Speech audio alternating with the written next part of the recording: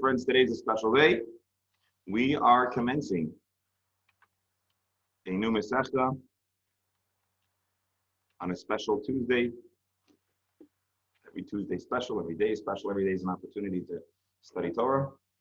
And we're particularly privileged and blessed. We're starting a new Mesechet Shabbos. Now, Mesechet Shabbos, the tractate of Shabbos, and the subject of Shabbos is highly significant. Because as we mentioned in passing yesterday, Shabbos is an item that we spend approximately 1/7 of our life on. And if we'll be really think very deeply into it, it's more than 1/7 of our lifetime. Because first of all, Shabbos ends up being a little more than 24 hours. Second of all, you prepare for Shabbos. And so Shabbos is a highly relevant part of our lives. Shabbos is also, in a sense, the most regulated, halachically regulated time that a person might possibly experience. As we know, Shabbos has 39 malachas, 39 creative labors. Again, without getting too technical, we'll discuss all of it in due time. We're starting Mishnah Aleph, the very first Mishnah. And before I share the screen, I'd like to just give a brief mention, a brief introduction. So we know Shabbos is a complicated, not in a bad way, there's a lot of stuff going on. There's many different things we can do, things we can't do, things we must do. Many verses in the Torah are dedicated to describing Shabbos. Shabbos is so important, it gets airtime in one of the most important moments in Jewish history, the Super Bowl of all Super Bowls of Judaism, Matan Torah, one of the 10 Commandments, is Shabbos. Jews observe Shabbos before they receive the Torah, they observe Shabbos afterwards. And so this is a big deal. In a sense, this Mesechet will have a little bit of a different style because we're talking about a different subject. But I think if we'll get into it, we'll come to appreciate the beauty, the depth, and certainly our Shabbos experience will be highly upgraded with this study. Now that being said, most of the malachot, most of the labors, most of the prohibited acts of Shabbos are actually not mentioned explicitly by name in the Torah. Most of them are only alluded to. We're told not to do malacha. And what is the malacha? The malacha, our Chazal teach us, and we'll see this in the Gemara in due time as well, is based on the different types of work that were done in the Mishkan, in the tabernacle. And there are two exceptions, and those two exceptions are, number one, lighting fire. That is mentioned explicitly in the Torah, and we'll discuss at length why later on. Number two, the other malacha, which is the malacha known as, which we refer to in English as carrying, hoitzah, moving an object from one jurisdiction, from one rishus to another jurisdiction, to another legal halachic space. And that, for some reason, is the opening subject of our Gemara. Although you would hope, maybe, or you would think that the Gemara would open with an introduction, as I'm sharing with you, and then we'd start methodically going from step to step. For some reason, and perhaps we'll see some reasons why, our Mesechet starts with the item that we refer to as carrying, or hoitzah, moving an object from one jurisdiction to another. Just a few thoughts. Some of this is actually, we'll take a peek in Tosfos. Tosfos might weigh on this as well. But why do we start with carrying? Because carrying is, in a sense, the easiest of all the kinds of malachas to do. All the other works are specialized. I mean, not that specialized. Anybody can cook and anybody can boil and anyone can start fire. But you have to consciously go and do something. Carrying is something we do with everything all the time. It's easy to forget. And so that's one reason why carrying hoitzah is first. Hoitzah is also something that all of us can relate to, even a person that's unemployed and not doing anything whatsoever, we could still find ourselves carrying. But I saw another beautiful explanation, and then we'll jump in. Why we talk about carrying. And so the reality is that carrying is a prohibition from carrying from a public domain to a private domain. Long story short,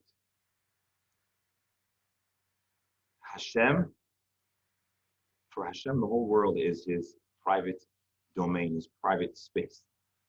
And on Shabbos, when we become aware of the different domains, different spaces, it's a reminder that we have the ability to take and convert our homes into a place that Hashem is welcome. And then, of course, with Erev, which we'll discuss another time, We can even convert other spaces.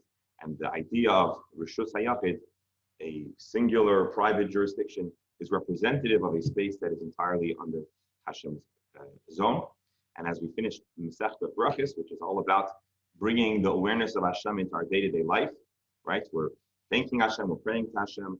So now that we've transformed our private, personal Rishus HaYachid, now we can go on and discuss how to further navigate and explore and connect Hashem on this day of Shabbos. I'm going to take a step back actually for a moment. And I just want to read for you, with your permission. I want to read for you from Rabbi Stein, not from Rabbi Stein, but from the Steinsaltz Gemara. There's an introduction. He goes through a lot of stuff. Shabbos is complex. I want to try to stay focused on the subject at hand. But he gives an overview of the themes of the 24 chapters. So as we begin the Mesechet, before we step inside, I just want to give you a preview. I hope you don't mind, but I want to give you a little preview of what we're going to be studying. And this is a very short preview. So chapter 1, aside for the opening subject, which is what we're discussing today, mostly is occupied with matters of that which a person must concern himself before Shabbos begins. Because as we know, Shabbos does not begin on Shabbos, it begins before Shabbos. And the opening section deals with, as I just explained, the laws of Hotzah, carrying in and out, and in, through different Shabbos domains.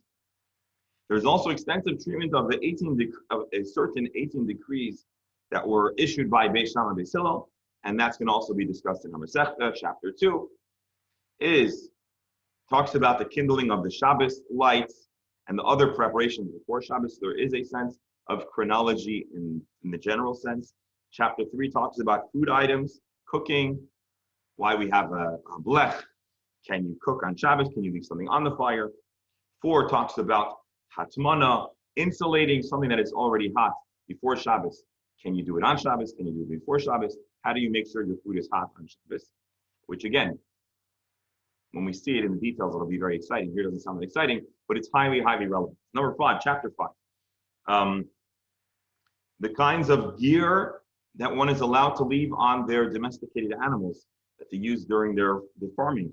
The concern, of course, is that in Judaism, even our animals and our staff have to also observe Shabbos. 6, discussing different types of clothing and accessories that can and cannot, that are worn on Shabbos, should not be worn on Shabbos. Number 7, which is, we actually go back to the beginning, we discuss the way we derive all of the different prohibited malachas. 8, and onwards talk about many details, further details about carrying on Shabbos and the different ways that one might or might not be liable for certain acts on Shabbos. 9, along the same line, but it's related conceptually to other topics that are to miscellaneous topics of Shabbos. 10, how do you know if a person is liable for carrying on Shabbos? 11, starts getting into the agricultural process, which I think we'll find interesting, and that actually is chapter 11. 12, 13 talks about weaving, sewing, and other kinds of cloth-related prohibitions. 14, hunting and other rabbinic enactments about Shabbos.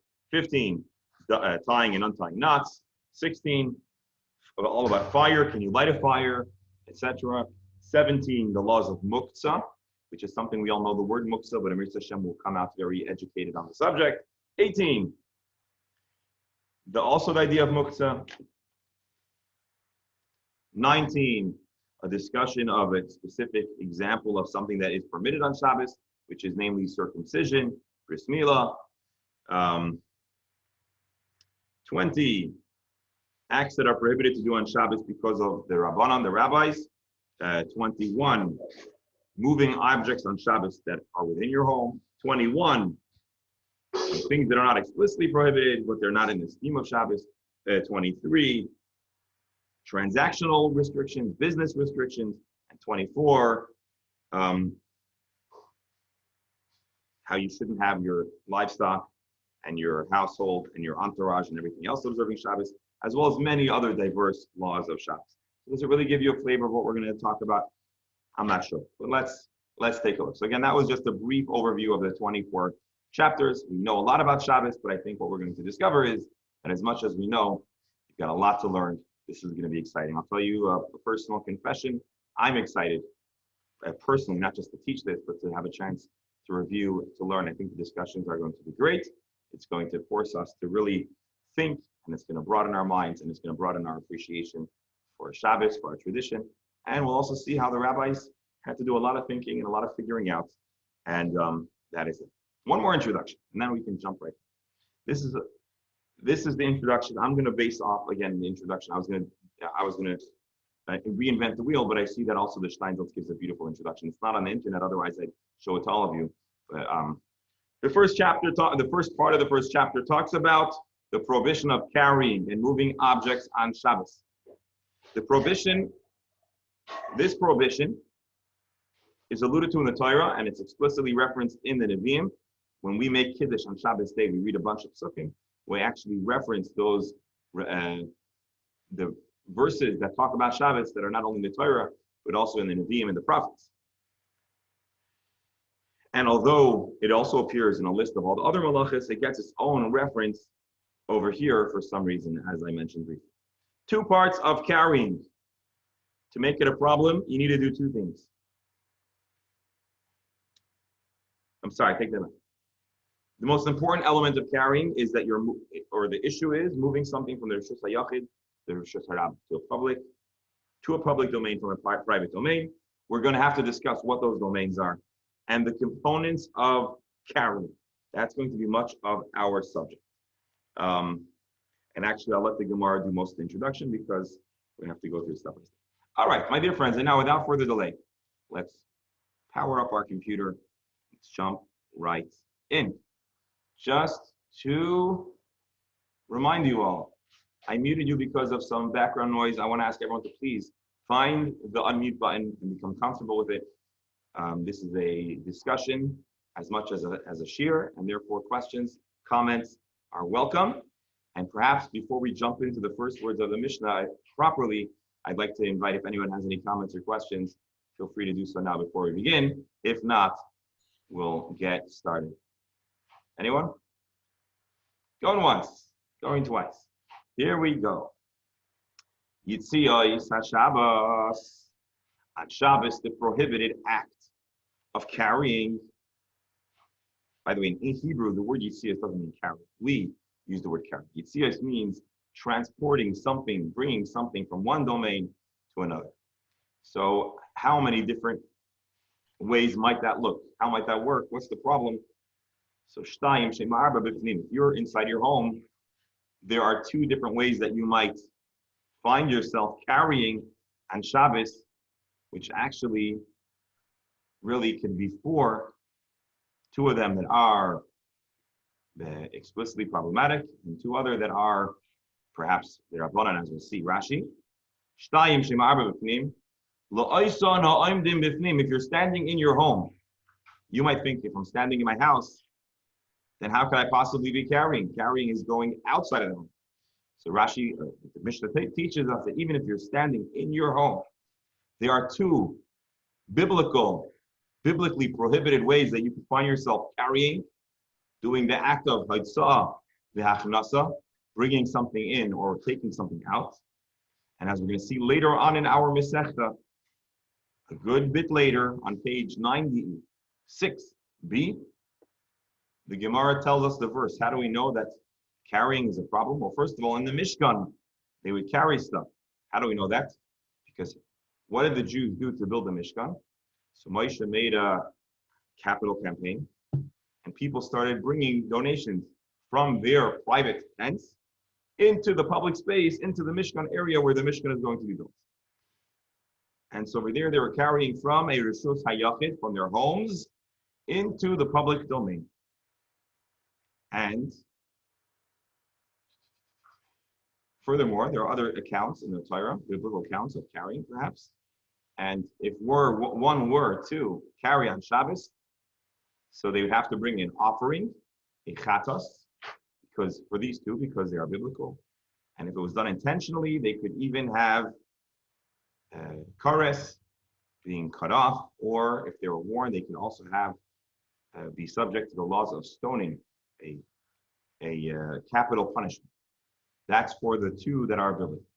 And the ones that are the Rabbanon, the rabbis added additional prohibited behavior, that you ideally ought not to do. However, if one did so, they might be exempt. Similarly, says the Mishnah, there's a possibility to prohibit carrying on Shabbos while standing outside facing inwards. Two that are biblical, which is really four, because there are an additional two rabbinically prohibited methods of carrying.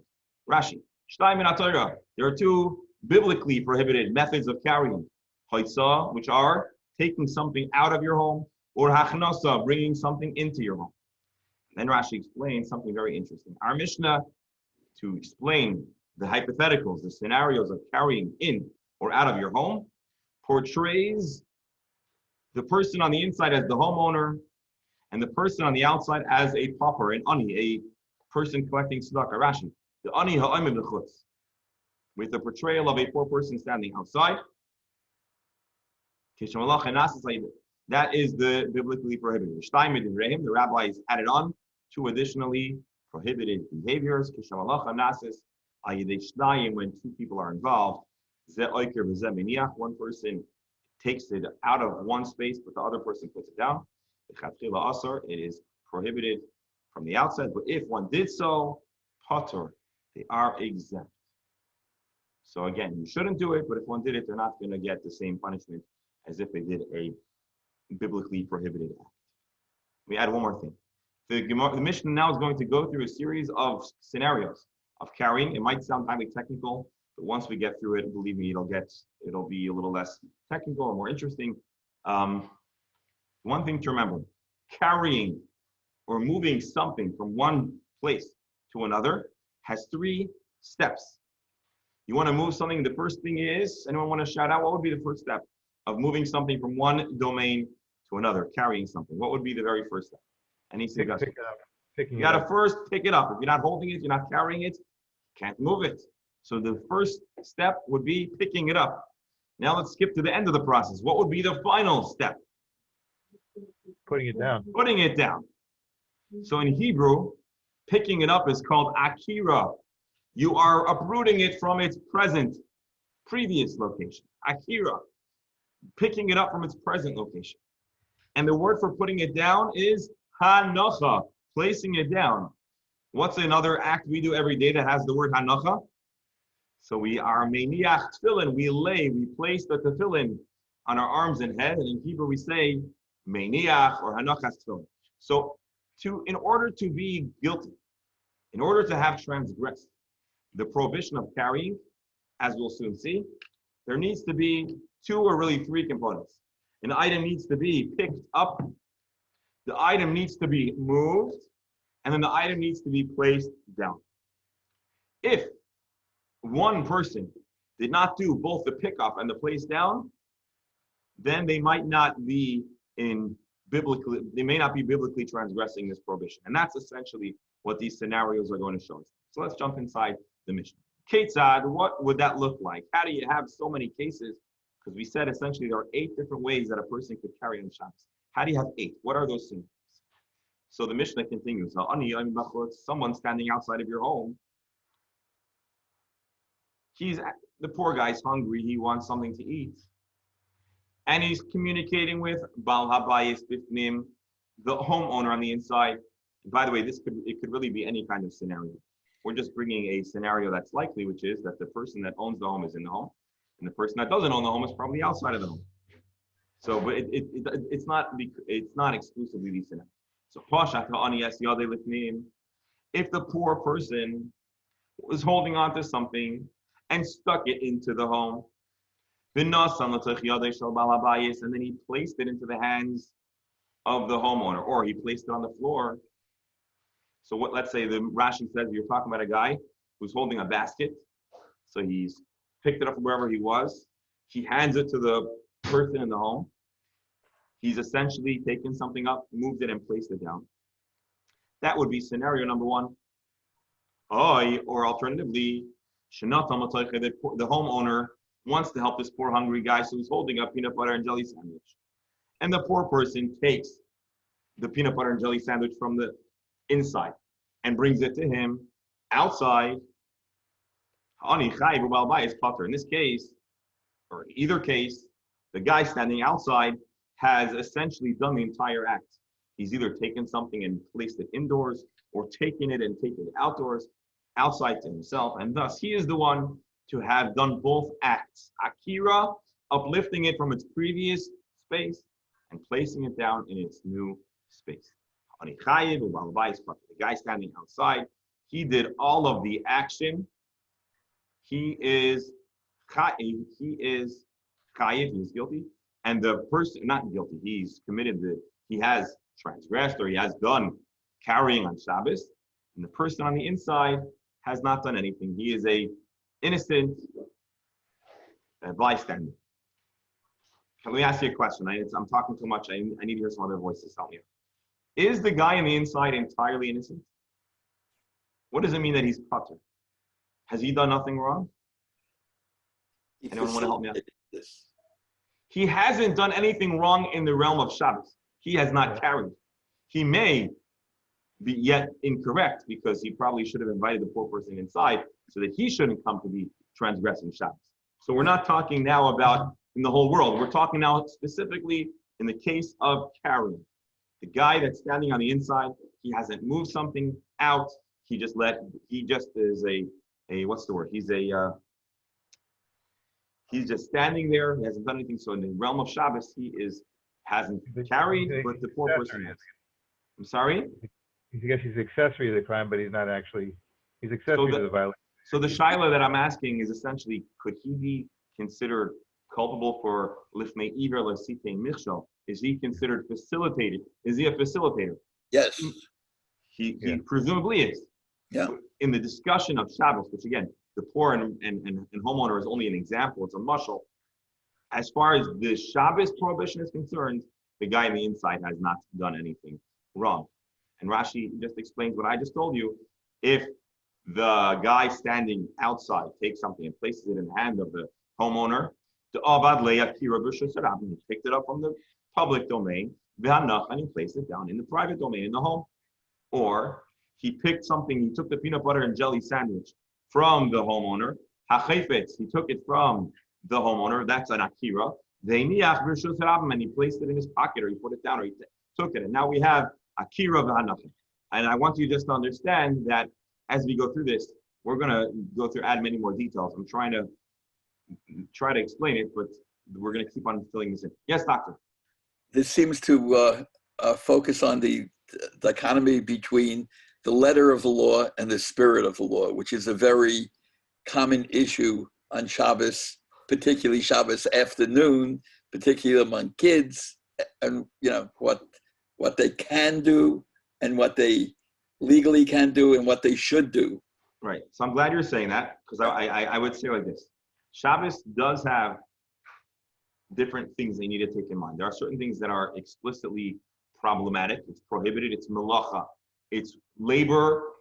We'll define the word melacha a little later. It's one of the things you can't do on Shabbos. And then, as the doctor's pointing out, there are certain things that are permissible, but not in the spirit of the law. And I suppose, doctor, what you're saying is the guy on the inside who's providing the peanut butter and jelly sandwich, he may not be technically committing the act, but he's certainly not living to the highest ideals by being a facilitator. Was that your point? Right. But I also thinking of the, so for example, the issue of kids, let's say, playing basketball in somebody's backyard. So if you don't mind, I don't want to cut you off. Yeah. But basketball, no, I'll tell you what. Basketball has a lot of different factors that one might want to take into consideration. Okay. Suffice it to say, the act of standing in an enclosed area and throwing a ball from one space in the enclosed area to another area would not be a prohibition of carrying. Right. There are other factors that we should consider. That's why I don't want to. That's why I don't want. No, that's what I'm saying. It's not a prohibition against carrying. Right. So yeah. But it's just not Shabbos stick. Yes. So our Mishnah. Sorry. No, I'm glad you brought it up. I just cut you off because I know we could slide down that basket really fast. Our Mishnah is trying to teach us how we need to sometimes examine an episode with very technical lenses. And it's different to us because let's say in the previous Mesechet, we're talking about a lot about Kavanah, which is highly internalized. It's an internal process. And by the way, we're going to have Kavanah in Shabbos too. Not yet, but we're going to get there are times that Kavanah comes up. But in this conversation, we're being very analytical, very cold and technical. There is an item. It moved from space A to space B. How did it move? If a person did all the steps of the process as they are being communicated to us in the Mishnah, then one would be in breach of Shabbos. And again, we're talking. This is not a judgment. This whole study is not about, for at least as far as I see it. We're defining the technical acts that are prohibited. We should not be doing this as a judgment of real people. Let's imagine all of these are hypotheticals. Of course, someone that's growing in Shabbos and observing the Shabbos would want to incorporate these ideas, but that is that. All right, so this we just did now is two scenarios. Haitza, Yitziyas of Shabbos, carrying on Shabbos, Shtayim Shem Arba Bishnim, Shtayim Shem Arba Bachutz. And we just explained two scenarios of a guy standing outside and he has unfortunately breached the Shabbos observance. But let's do two more cases. Pashat Bal Habayis as Yodei Lachutz.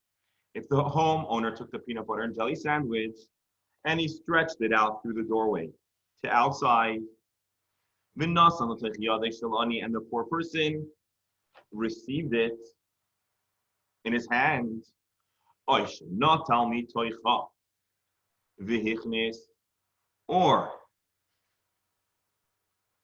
if the homeowner, again, now we're talking about the balabayis standing on the inside. If the balabayis stuck his hand out and placed it into the poor person's hand, or he took something from the hands of the poor person and brought it into his home. So now, who's doing all the action? Who's picking it up in the public domain? Who's putting it down in the private domain? The guy on the inside. Now the homeowner, the guy on the inside, is the one that is in breach of Shabbos protocol, the ani pater. And the poor person now becomes the innocent bystander. So we spoke about the guy on the outside and how he might do all the action. And now we're going to talk about the guy on the inside, how he might be culpable or guilty of doing all the action because he took something from inside, placed it on the outside, or took something from the outside and brought it in. So now we have four cases. A lot of words to get there, but essentially we have four scenarios. Guy standing outside places something inside. Guy standing outside takes something from outside from the home and brings it outside. And now the guy on the inside can take something from outside and put it down, or take something from inside and place it down. Well, this is a potential number. Let me just answer real fast. Hello. Yes, Richard, how are you?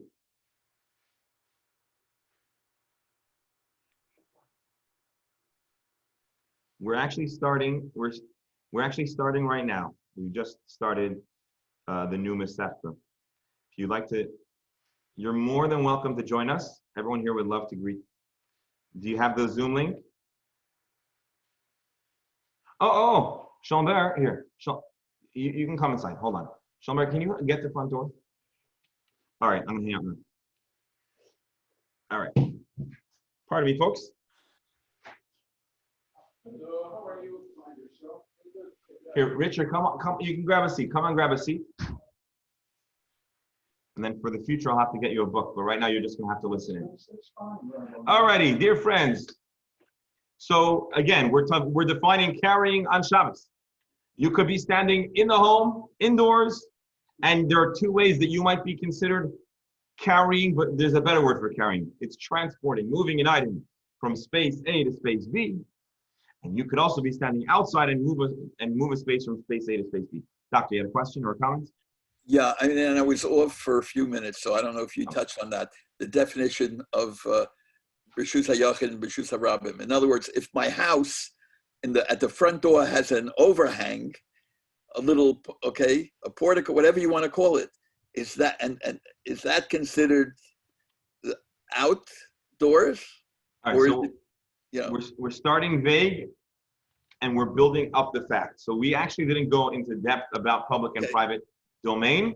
okay. Right now we're being simple. We're simply portraying it as if Okay, your it is- house okay. is indoors and whatever's going on outside is outdoors. Now, of course, as we'll build out this conversation, we need to define a public domain. We need to define a private domain.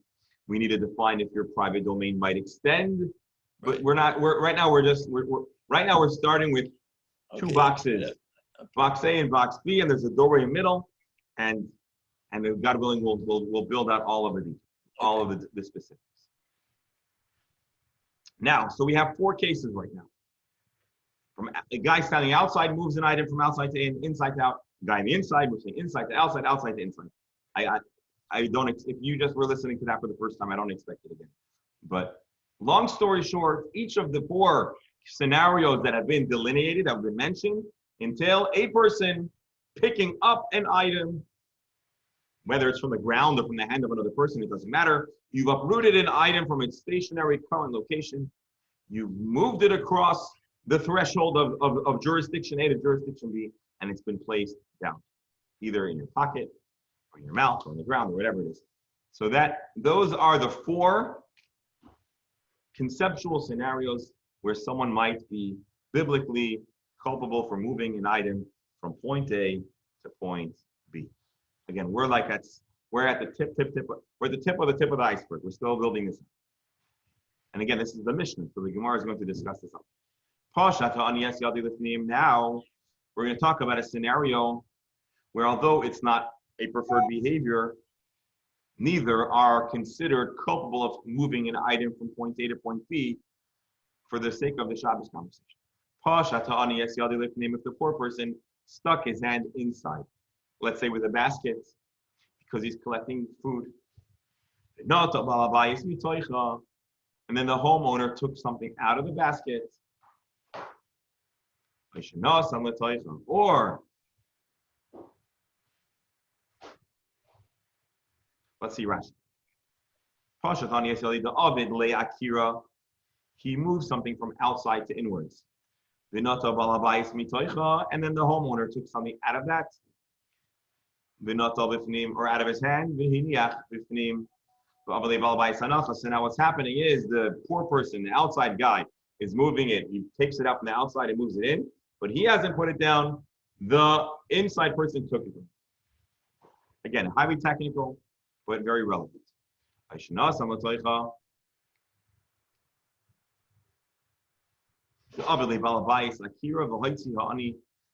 Or the homeowner moved something. Let's hold on.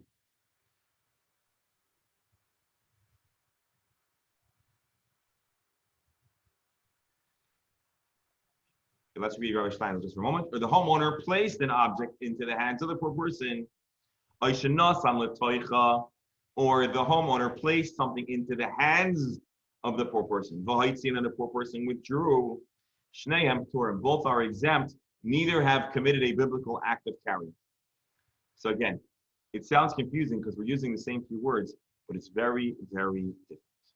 Here, either the poor person is the one who moved the item from its original location, and then the homeowner took it out of his hands, so the poor person didn't place it down, or vice versa. The homeowner picked up the item, placed it into the hands of the poor person, and then he withdrew his hands.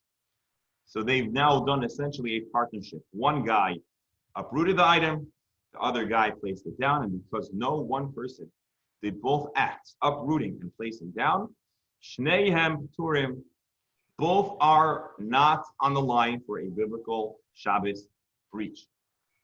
Rashi, neither one did a complete prohibited act. Aval asurim lasis king. Certainly, we should not do this kind of collusion. 2 people can collude to move an item from one space to another without technically transgressing Shabbos. You shouldn't try to do so. Why? Why should you not do it? Because people, as confusing as the scenario is, the observers might not distinguish the fact that you're doing a trick. And another person will say, well, I saw my rabbi, and he took something from outside and inside, and they're not going to realize that the rabbi was being very careful and only letting it be handed to him, and so you should not do so. Both of these are prohibited acts rabbinically. Because one partner is the poor person outside, and then you have the guy on the inside.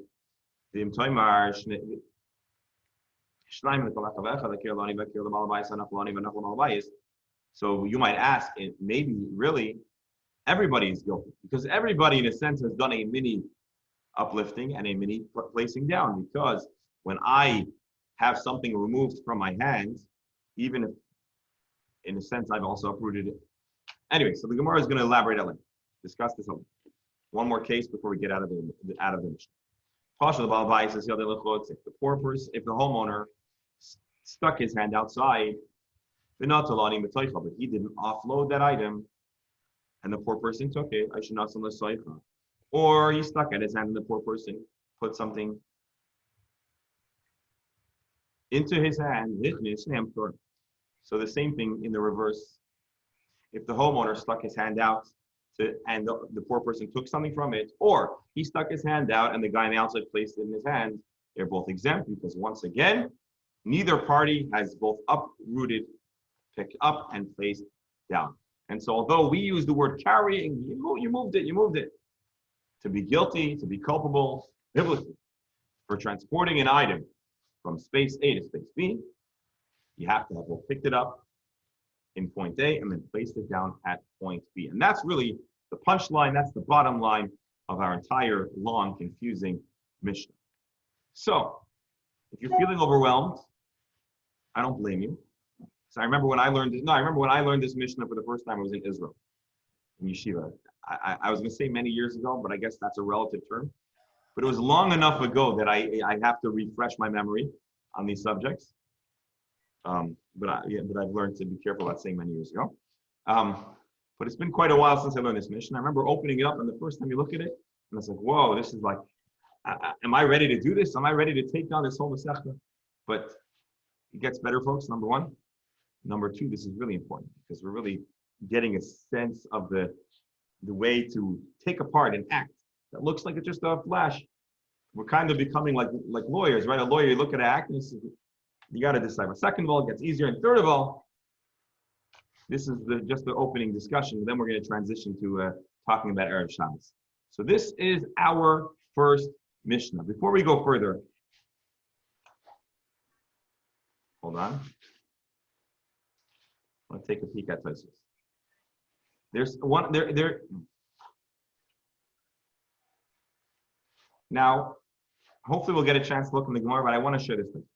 Almost every Mesechet, and again, for those that have done some studying in the past, maybe you'll do some studying, there's always a question about continuation, the connectivity between a previous Mesechet and the next Mesechet, as well as we always want to understand why our tractate opens the way it does.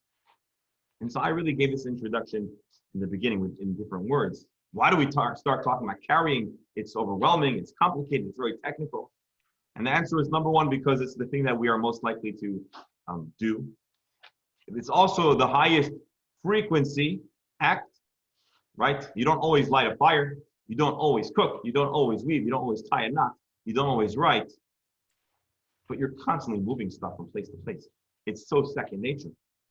And especially us 2020 Jews, that most of us, again, I don't, maybe some not, most of us have grown up or lived for long periods of time where there's an Eruv. And so we totally take for granted this whole idea.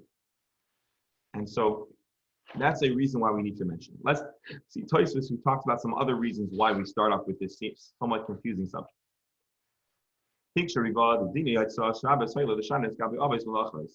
Seemingly, this discussion should have been shelved till the chapter that goes through all of the different types of Shabbos prohibited work in the parak that's called Kalal Gadol, which is later on in our Mesechet.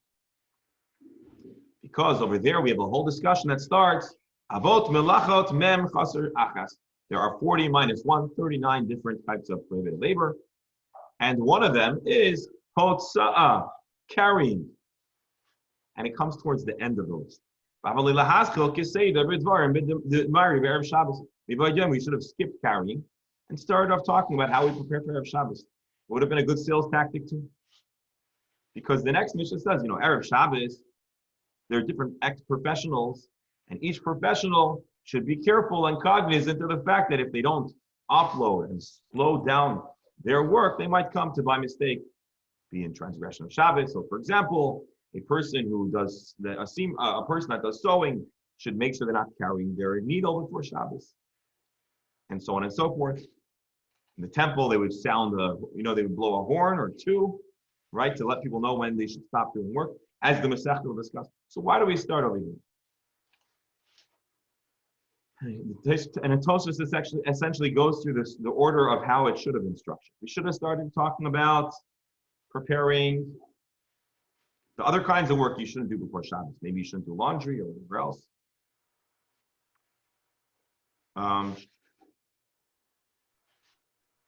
then he says, this is common that we go in a methodical seder based on the chronology of time. So, for example, Pesach, Tzachim, starts off from the beginning of the discussion, cleansing the chametz, right? So why doesn't Shabbos start this way? You gotta get to the answer to the question. He keeps on going and going. He brings examples of Mesechet Yoma. Similarly, starts off in the beginning of the story of how the high priest would prepare for Yom Kippur. So the Gemara answers like this. Here's the answer. The teacher of the Gemara of the Mishnah, whoever organized and codified the Mishnah, preferred to teach us about carrying. Because this Mishnah ultimately teaches us many different facets in one sitting. We learn about Hotzah, taking something out of your home to the outdoors. V'hachnasa, taking something from outside inwards.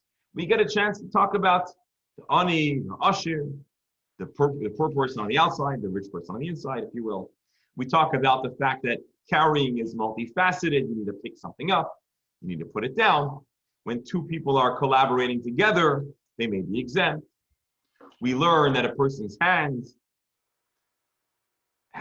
in a sense, is considered like the space he's in.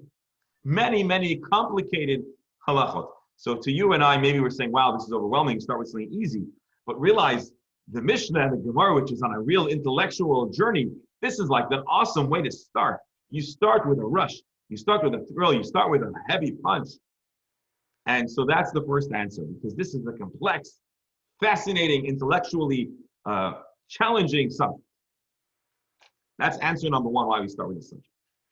To get us really in the zone, in the mood. Get us challenging our minds. Rabbeinu Tam Farish, there's another answer given by the famous Rabbeinu Tam. The davar havarogil hashas l'shanas chila. It's common to not always go in the order of the chronology of your Erev Shabbos and Shabbos. So first of all, sometimes we do go in order, sometimes we don't.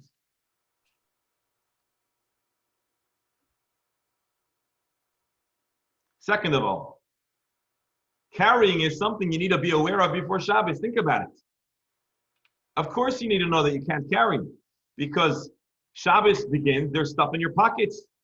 Or you're a wood chopper, so you're carrying your axe.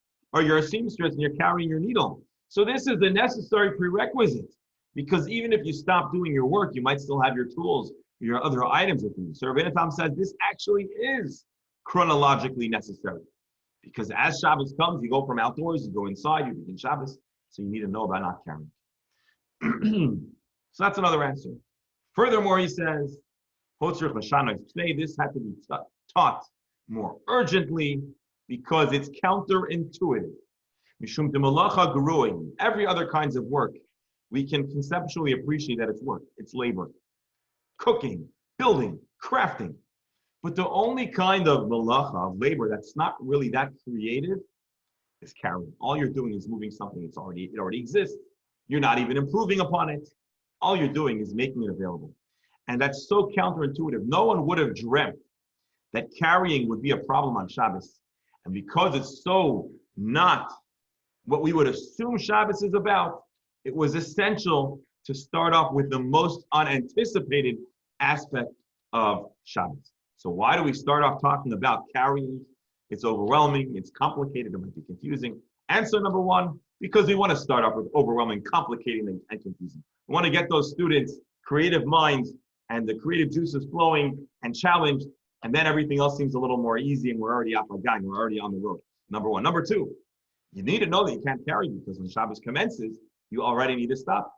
You need to offload, empty your pockets, and get rid of all the stuff you're carrying. Number three, it's the most unanticipated, it's the most counterintuitive of all the kinds of prohibited work.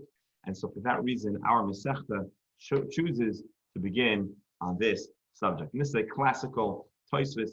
This is the classical style of a Tosfos that would launch a Mesechta, and that's what I wanted to share with you. One more point.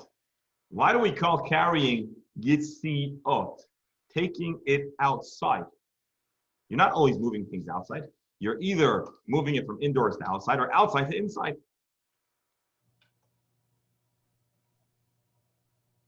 So the answer, and this is not Tosfos, I'm sorry. Tosfos has another comment. The answer to that question is simple. You may not be carrying, you might be taking something from the outdoors inside, but Yitzia means you're taking it away from its previous location. Anytime you move something, anytime you carry something, you're taking it out of its previous location. And so it's appropriate in the Hebrew language to use the word Yitzia, even if you're taking something indoors, you're taking it inside, where the word Hachnasa might sound appropriate, but it also can be called Yitzia, eliminating, removing it from its previous location. That I think will be enough Tosfos for one day. I just want to check one thing before we continue. We take a peek into the Mishnah, because this Ramban, I don't remember.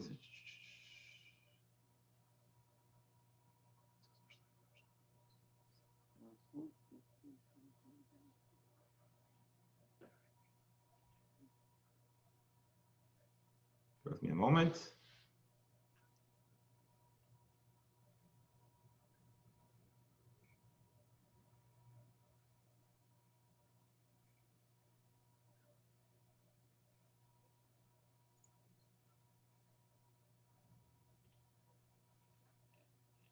All right, suffice it to say, everyone's got something to talk about carrying, but for now, let's take a peek into the Mishnah, into the Gemara. So that's our Mishnah. Long story short, you could be culpable of carrying an item from one domain to another domain while you're standing inside or while you're standing outside. And depending on your vantage point, you might be taking something and removing it from where you are and placing it outdoors, or you could be taking something from the other domain and moving it indoors. Again, the only thing we're imagining right now is your home and outside. In due time, we'll spend a lot of time defining what a Rishus Hayachid, a private domain is, what a public domain is. And there are also two other jurisdictions that are going to become very important. A Carmelis, which is it's a public space that doesn't classify as a Rishus Harabim. It doesn't classify as a public domain for whatever reason. We'll talk about that. And then there's a place called a Makom Patur. And all of those things will be introduced to us in due time. But first, we're going to analyze the style of our Mishnah, or the Gemara is going to analyze the style of our Mishnah. Tanan Hasam, there is a Mishnah in another Mesechta, Mesechet Shavuot, the Mesechta that talks about the laws of oaths that are permitted and prohibited. And here is the word of the Mishnah. We also use this formula. Shtayim shehem arba. You sometimes have an item that's two items, but really there are four different kinds of scenarios. Two scenarios, but we can add another two to become four. That's the way our Mishnah talks, right? Yitzias Shabbos, carrying on Shabbos. Shtayim shehem arba bifnim. There are two scenarios, which really are four, because two that are biblical and two that are rabbinic in the indoors, and Shtayim shehem arba. So that's the formula here. So the Gemara asks, we have a Mishnah that teaches Shtayim shehem arba, and let's see, Rabbi Steindl fills in the aspects that that the Gemara chooses not to print for us. Shavuot, I'm sorry, Tanan Hasam, we're taught in Mesechet Shavuos, Shavuot, oaths, Shtayim shehem arba, there are two kinds of oaths, which are really four kinds of oaths. Rabbi Steindl here will fill us in, and again, as we start in the Mishnah, Let's once again express our gratitude to Sefaria and Rabbi Steinsaltz for making this wonderful resource available to us. So here is the words that are missing. Oaths on a statement, which when violated would make a person liable to do tshuva by bringing an offering. There are two kinds of oaths that are really four. The first two cases are mentioned beferish in the Torah, an oath to do something in the future, or an oath not to do something in the future. So oaths can be to do something or not to do something. And the rabbis add, similarly, there could be an oath about the past, if a person did do something or did not do something. And Rashi's going to give us that same information. Shvuah shel bitay, a person that makes an oath to do something bad or good in the future. Shtayim, there are two ways that a person would be culpable to bring a carbon. That's the theme of the Mishnah. Similarly, there's another Mishnah that says, Yidei Satuma. There are scenarios when a person is aware of ritual impurity, and they would thus be culpable of breaching their impurity status by going into the Beis Hamikdash or eating something that you're not allowed to eat when you are impure. Shtayim Shem Arba, that's the same formula. There are two cases that are really four cases. Maris Negaim, there's also a talk about leprosy. There are two different types of leprosy, which can be further divided into four additional types, or four total types. Yitzias Shabbos, Shtayim Shem Arba. Also, there are two types of carrying on Shabbos, Shtayim Shem Arba.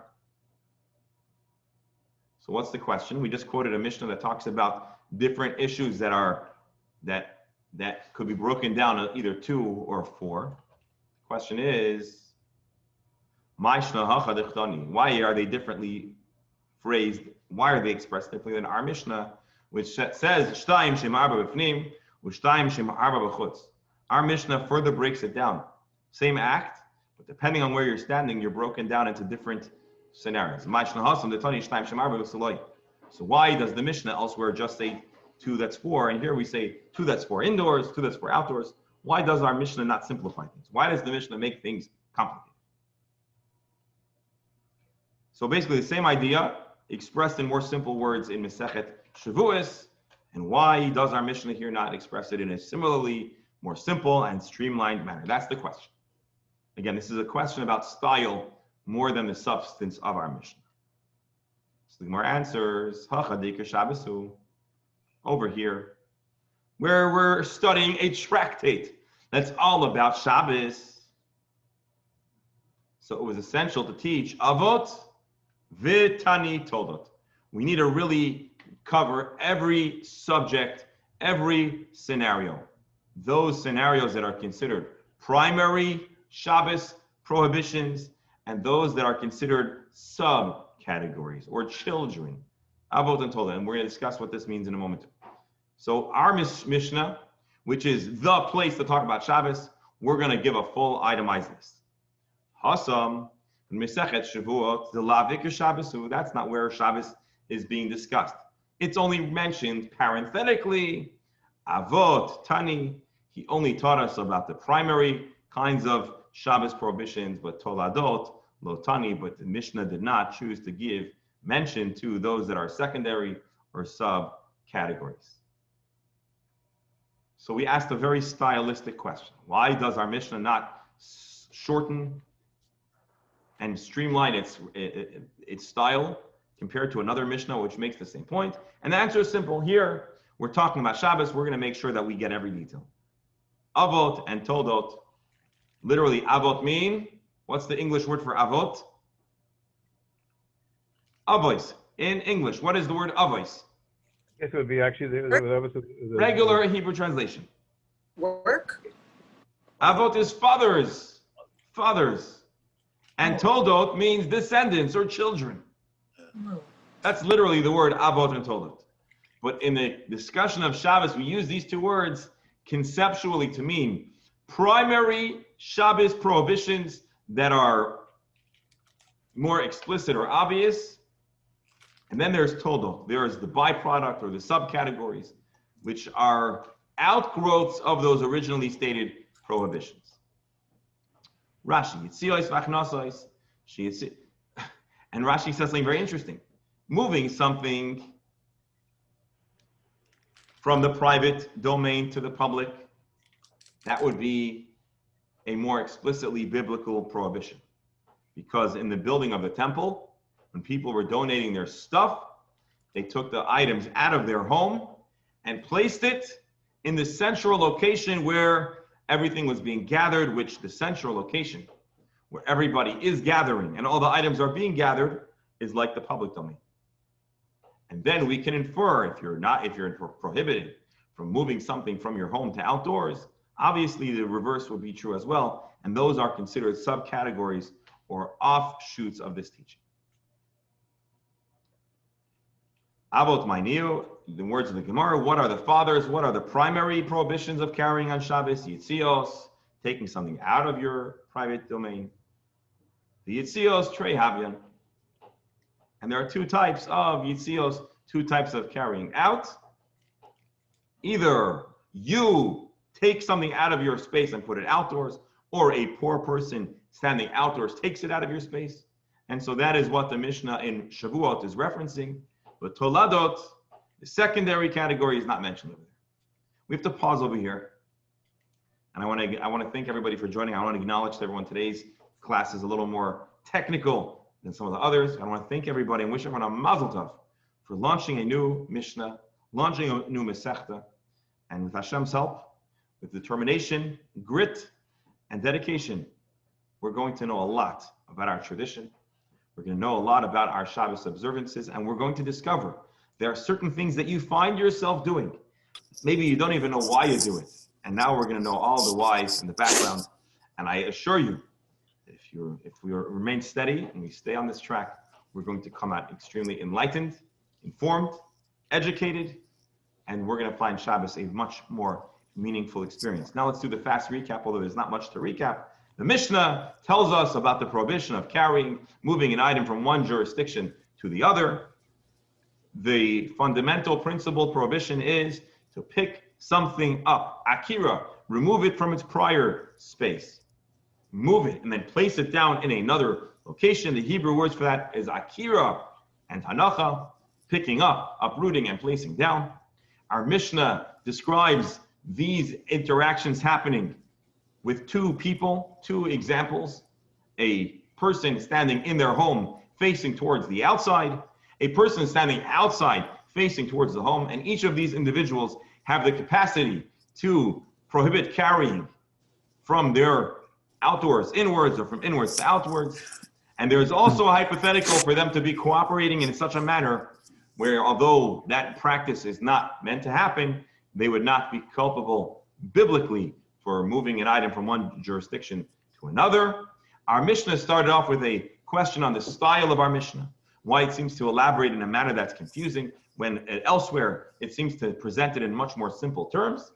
And our Gemara gave a first answer, which is, here we need to give all the details. In Shabbos, we just give a teaser, we just give a taste. And we introduced the word avot and toldot, the primary prohibition, and then we have the offshoot, outgrowth, or subcategories. Now I need to add one more disclaimer. We all know that carrying, when we use the word carrying, we don't typically imagine transporting an item from point A to point B. We visualize ourselves outside without an Erev carrying something 4 amot in a Rishut HaRabim in a public domain. And you are correct. The most commonly perceived idea of carrying is the way I just described. However, that is ultimately going to be an offshoot of this form of carrying. So it's more prevalent, or it's something that we're more familiar with, which is carrying something outdoors 4 amot in Rishut HaRabim. But the origin of that issue starts with the discussion of moving an item from point A and placing it down in point B, and that is the subject our Mishnah chooses to introduce today. My dear friends, I want to thank you all for being on this call, and I look forward to moving through this Mesechet, and we'll gain a lot, and yasher koach to everyone. Thank you. This will conclude today's Gemara Shir. Kudos to everyone that's on. I hope you'll all join us tomorrow. I'm going to end this class in a moment, and you're welcome to rejoin at the same link to study Chumash with Rabbi Shalom Ber. Shalom Ber, you here? Mm-hmm. All right. So stand by. What does Nachum say? Don't change the dial? Don't turn the dial. All right, don't go anywhere, folks. Shkoyach, have a wonderful day. Don't touch that dial. Oh, don't touch the dial. One more piece of advice. Do me a favor, friends. There's something happening. The media is very interested in election. I don't know. Do yourself a favor and limit your media intake. You'll find yourself feeling much better. Whatever's going to happen is going to happen. I'll take it a step further. Whatever's going to happen has already been determined on Rosh Hashanah. So you should vote. Everyone should vote.